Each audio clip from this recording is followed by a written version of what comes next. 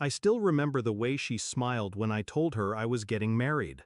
That tilt of her head, the faint squeeze of my hand, like she was happy for me. I know now it wasn't joy, it was calculation. The day it broke. The divorce papers were still warm from the printer when my family sat me down. No sympathy, no questions, just accusations. You ruined a good man's life. You couldn't even give him a family. You're the one who left. They didn't want to hear the truth, that he had already started a family, with her. I didn't cry in front of them, I never do. I walked out with my dignity, my wedding ring still in my pocket, and a promise forming quietly in my head. Before the rot. She was my cousin, younger by 3 years, the type everyone called sweet. I let her babysit my dog. I shared clothes with her. I even introduced her to my husband when she came to visit. He liked her laugh. I thought nothing of it. He was mine. She was family.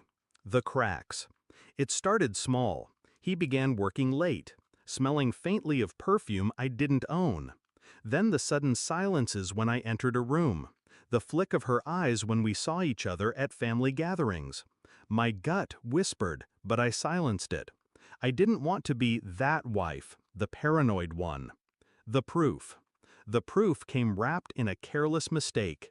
His phone left on the counter. A text preview lighting the screen. She's kicking again, wish you were here. The name above it wasn't saved as hers. It was S.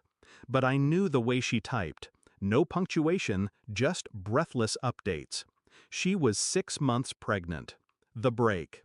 I didn't scream. I didn't demand answers. I looked at him over dinner that night and thought, you'll hang yourself without me lifting a finger. The next week, I filed for divorce. Clean. No shouting match, no public scene. He got the story he wanted, that I'd given up on the marriage.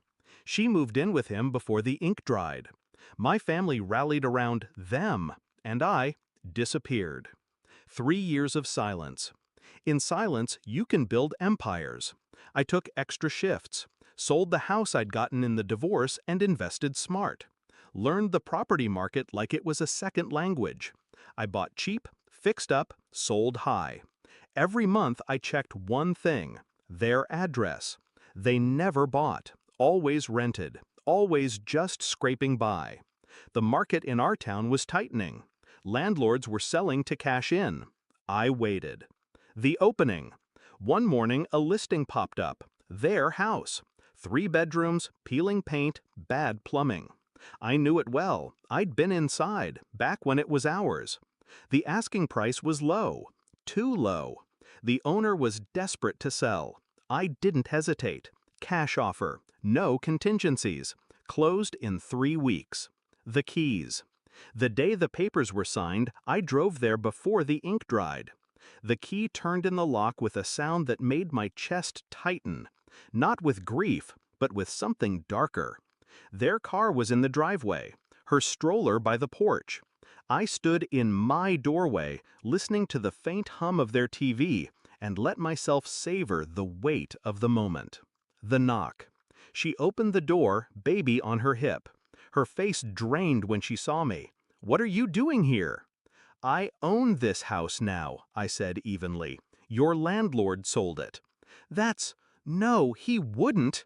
I handed her the notice. Legal, unshakable, 60 days to vacate. Behind her he appeared, older, heavier. The confident smirk I remembered replaced by something smaller. "You can't do this," he said. "I already have." The spiral. Over the next weeks, I watched the cracks form in their little world. Movers too expensive. New rentals out of their budget. She tried calling my family, spinning her version. This time, no one answered. I didn't have to spread the truth, just a quiet word to the right ears that maybe they should ask her about timelines.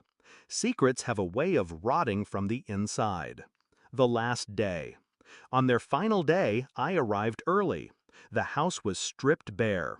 Their child fussed in the car while they loaded the last boxes. She wouldn't look at me. He did. "I loved you once," he said. like it was some olive branch.